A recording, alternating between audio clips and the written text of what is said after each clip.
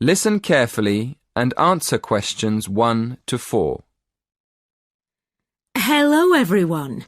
Thank you for inviting me to give a talk in this series of employment lectures. I'm here this evening to tell you about my job. I'm going to tell you what I like about it, what I don't like about it, and what I hope to do in the future. OK, well, I'm a police officer. I've been in the police for just over 5 years, and part of my job is to give talks to students about police work. People often ask why I joined the police, so maybe I'll start there. I've always been interested in law and order, so I went to study law at university. But when I got there, I realised that I was more interested in the practical side of law than the theory. So I applied to work with the police force in my spare time. Then, as soon as I graduated, I was accepted for training. Now listen and answer questions 5 to 10. As you know, our job is to protect the public from criminals and defend the law. So obviously, the police force has to work every day of the week, day and night. This means we're often at work when everyone else is relaxing with friends and family, and we can't always be around for special occasions like birthdays and New Year's Eve. On top of that, we have a lot of extra work at weekends, especially when there's a football match and the fans are out celebrating. So, our working hours are one disadvantage of police work. A lot of the time we have to work with the public to avoid problems, and we get special training for that. But we can't always prevent trouble. So, another disadvantage of the job is the danger. I mean, we know that some of the people we have to arrest will attack us. Now for the advantages. Well, one of the advantages is that police work is well paid. As I've said, it's a difficult job, and police officers work hard for their pay. But there are many more advantages. For example, sometimes the work's fun, especially when we have to protect famous people from their own fans. I've met quite a lot of celebrities in my job, and I must say I enjoy seeing them close up and finding out what they're really like as people. But for me, the biggest advantage is the job satisfaction. Speaking for myself, I would say I get the most job satisfaction when I help someone, or solve a problem in a community. And in the future, I'd like to train to be a detective. I think I'd be good at that. Now, listen carefully and answer questions 11 to 17. Good morning, everyone. So, you're going to tell me about your presentation. First of all, what's your topic? Did you say you were going to talk about the uses of mobile phones? Not exactly. We're actually going to explain the dangers of using mobile phones. Ah, OK. That sounds interesting. What are you going to discuss exactly? Well, we've planned to divide the presentation into 3 sections. We'll have an introduction explaining why we think it's important to understand the dangers of mobiles. Then, on the second slide, we'll have a list of the different types of danger. And then on the last slide, we're going to suggest ways of staying out of danger when you use a mobile. Yes, we want to start by telling the audience that using a mobile phone can be dangerous, and then go into more detail in the next part. OK. But before you talk about the dangers of mobiles, I think you should mention the advantages. You could put that in your introduction. It balances up the argument a bit. Oh, yes. I see what you mean. Right, we'll do that. So, shall we have a look at your presentation? Did you bring it with you? I've got it here on a memory stick. Can we show you on your computer? Yes, that's fine. Let's have a look. Right. As you say, You're going to add the advantages of using mobile phones to the first slide. Good. Who's going to explain the second slide with all the dangers? That's me. Do you think I've got enough detail? Yes. I think there's plenty of information, but I think it's all a bit mixed up at the moment. I mean, you've got dangers like getting headaches in the same list as having car accidents and being robbed in the street. They're all different types of danger, aren't they? I think you should divide them into groups, maybe under separate titles like health, accidents, and security. Oh, right. Yes, thank you. That'll make it much clearer to the audience. Okay. Now, in the third slide, you can put your suggestions for staying away from each of these dangers under separate titles. Now listen and answer questions 18 to 20. Have you got any other questions? Yes. The presentation should be for 10 minutes. Is that right? Yes, but 10 minutes in total, including 3 minutes for questions. So you'll only talk for 7 minutes.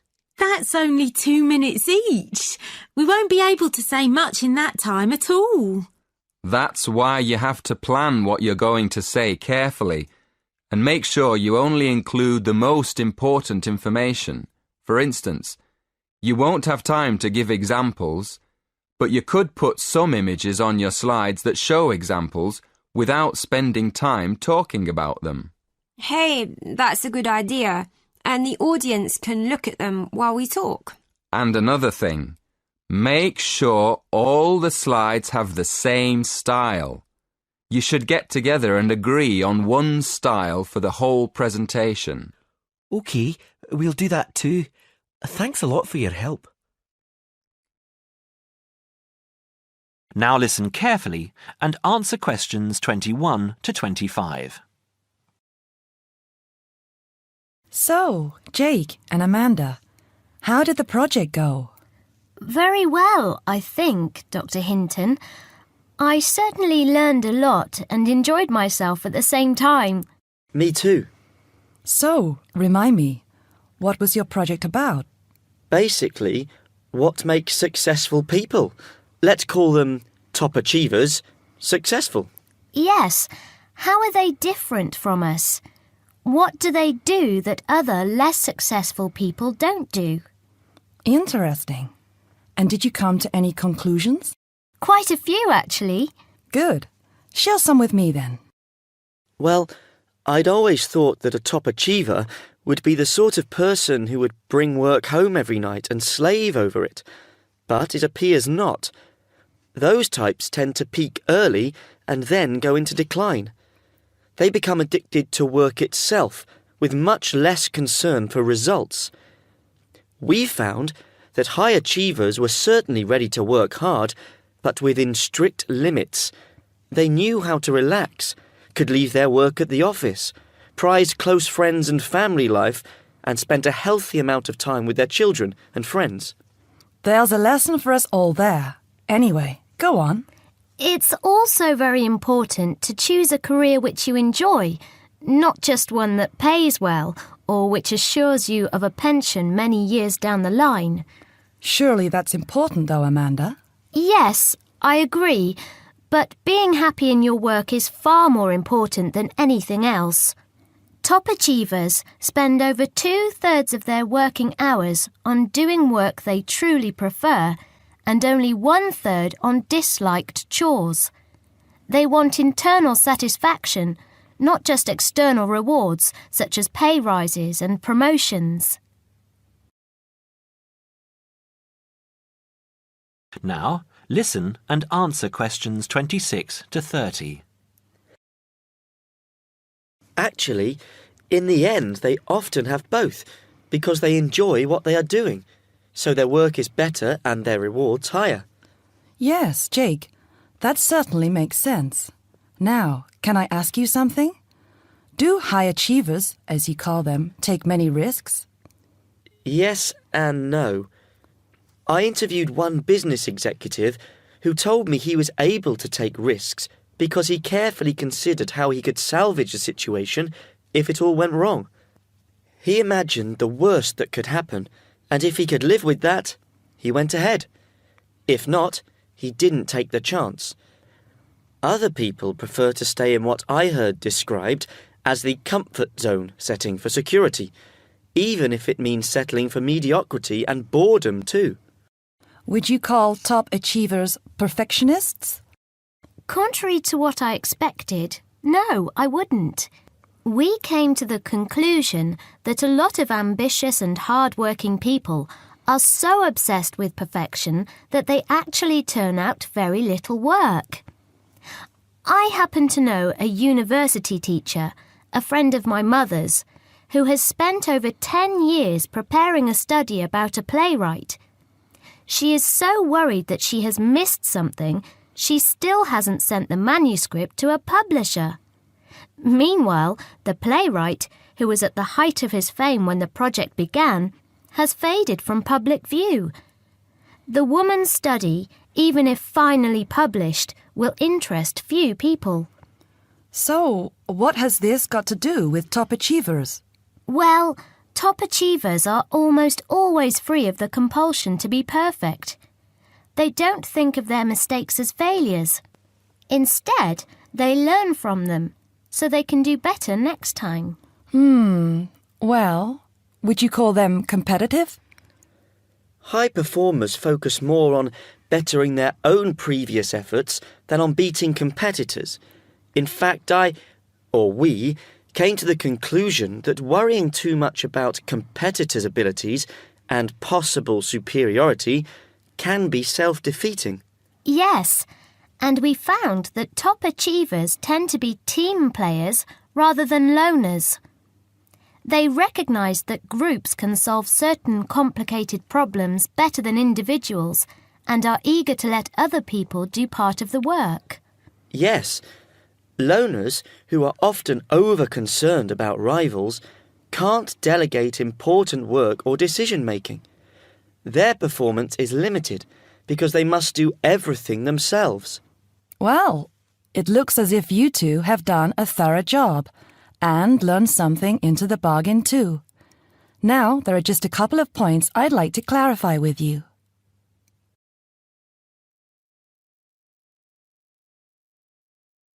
Now listen carefully and answer questions 31 to 40. Good afternoon, everyone, and welcome to this short talk on the subject of fireworks. Now, fireworks, as I'm sure many of you know, were invented in China, though there has long been disagreement as to exactly when, or even in which century. The consensus nowadays, though, is that it was in the 6th, as there is considerable evidence of war rockets being made then. We also know that fireworks were in use by the 7th century in Arabia, where they were called Chinese arrows, reflecting their military potential. It then took a long time for them to spread to Europe. In fact, it wasn't until the 1200s that fireworks made their appearance there.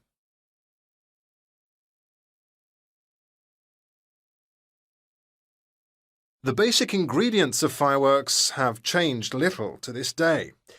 Their explosive capacity comes mainly from black powder, also known as gunpowder, which is produced from a mixture of charcoal, sulfur, and potassium nitrate.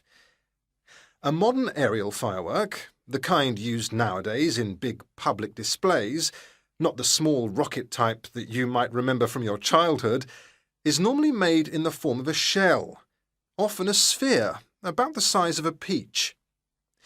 Inside the shell are a number of stars, surrounded by black powder, and running through the centre of the round shell is a charge that makes the firework explode when it reaches the desired altitude. This is known as the bursting charge. When this explodes, it ignites the outside of the stars, which begin to burn with bright showers of sparks. Since the explosion throws the stars in all directions, you get the huge sphere of sparkling light that is so familiar at firework displays. A shell of this kind is launched from a 75mm diameter mortar, which in some ways resembles the type used by the military. The mortar is a steel, or increasingly for safety reasons, shatterproof plastic pipe. This is likely to be 500mm long and sealed at one end. The other end is aimed at the sky, and at the bottom of the pipe, below the shell, is placed a cylinder containing black powder. This has a long fuse, which projects out of the tube. When this is lit, it quickly burns down to the lifting charge, which explodes to launch the shell. In so doing, it also lights the shell's fuse. The shell's fuse burns while the shell rises to its correct altitude and then ignites the bursting charge so it explodes. More complicated shells are divided into sections and burst in 2 or 3 phases. Shells like this are called multi-break shells. They may contain stars of different colours and compositions to create softer or brighter light, more or less sparks, etc. Some shells contain explosives designed to crackle in the sky, or whistles that explode outward with the stars. The sections of a multi-break shell are ignited by different fuses, and the bursting of one section ignites the next. The shells must be assembled in such a way that each section explodes in sequence to produce a distinct, separate effect. The pattern that an aerial shell paints in the sky depends on the arrangement of stars inside the shell. For example, if the stars are equally spaced in a circle, with black powder inside the circle, you will see an aerial display of smaller star explosions equally spaced in a circle. To create a specific figure in the sky, for instance a heart shape, you create an outline of the figure in stars inside the shell. Then you place explosive charges inside those stars to blow them outward into the shape of a large heart. Each charge has to be ignited at exactly the right time, or the whole thing is spoiled. Many other shapes have particular names, like the willow. This is formed by stars that fall in the shape of willow tree branches, spreading a little to the side and then downwards. The high charcoal composition of the stars makes them long-burning, so they may even stay visible until they hit the ground. The ring shell is fairly basic. It is produced by stars exploding outwards to produce a symmetrical ring of coloured lights. More complex is the pattern created by the palm, which contains large comets or charges in the shape of a solid cylinder. These travel outwards, explode and then curve downwards, like the limbs of a palm tree. The serpentine, the last one for now, is different again. When this one bursts, it sends small tubes of incendiaries scattering outwards in random paths, which may culminate in exploding stars. It can be quite spectacular.